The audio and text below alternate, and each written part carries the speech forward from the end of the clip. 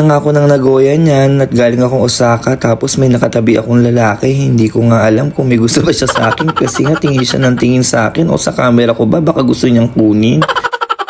Pero in fairness, ang gwapo niya at tignan niyo naman malaki pa yung katawan niya. Parang anytime kaya niya akong buhatin. Emi lang baka iuntog pa ako sa muscle niyan. Mahaba-habang biyahihan to at pupunta nga kami sa kaarawan ng aming kaibigan na si LJ. Si LJ ay first time ko lamang nakilala dito sa Japan at nangulangot nga muna ako. In fairness, ang puti ng kulangot ko dito. 2 oras nga ang biyahe namin mula Osaka hanggang Nagoya Eki sakay ng tren. Sa 3 araw nga na pagstay ko sa Osaka particularly, wow, ano raw? Pakikitira na nga lang, baka mamaya ipa-spell nyo pa sa akin.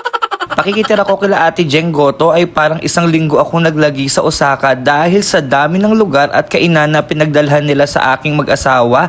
Salamat po ulit. So bali nga, ang way namin papuntang Nagoya ay 2 sakay pa. So lilipat kami ng isa pang tren.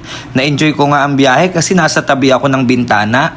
Hindi ko nga masyadong kabisado yung paglipat ng tren dito sa Japan. Kaya sinundan ko na lang si kuya na nagagandahan sa akin simula pa lang ng biyahe namin.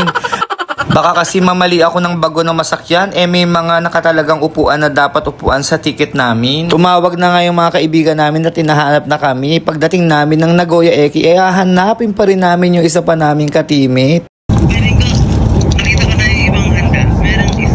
Nakarating na nga kami sa Nagoya Eki at syempre hahanapin pa namin si FF ko. Usapan kasi sa malaking gintong orasan kami magkikita sa bukana ng station. Pero parang sinundan ata ni FF yung hapon na may suot na gintong Rolex. Nakita na namin si FF na parang naging ginitan yung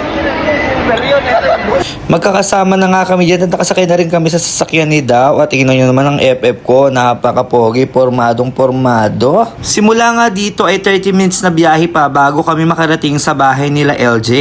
Di namin ata na-miss ang isa't isa, hindi man lang kami nagpapansinan dyan sa loob ng sasakyan. Sa mga oras ngang yan ay nakakaramdam na ako ng gutom.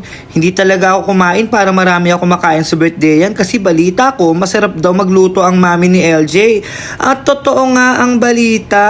Hindi naman halata sa amin, di ba? Pangas kung pangas ang mga badap. Happy birthday ngang muli, LJ. Maraming salamat sa pakain at sa mga inumin. Mabubusog talaga kami. At eto nga, kakantahan ka na namin kasi birthday mo ngayon. Get out. Ang ganda nung nanay niya, di ba? Ang ganda-ganda, ang bata-bata. Parang ako lang, ganyan din ako kaganda. Nakakatuwa nga at nakikita naming masaya si LJ ngayong kaarawan niya. First time niya dito sa Japan na mag-celebrate ng kanyang kaarawan. At syempre kami naman ay todo sing-alang-ala. Happy birthday. Sa'yo ang tulunan, sa'yo ang pulutan. Happy birthday. Sana'y malasing mo kami. Wish mo na. Sana nakangkang ko sa love ko. Abay. Award. Daijaboo. Daijaboo.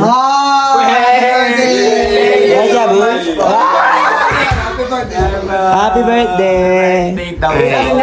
Happy birthday. Thank you po.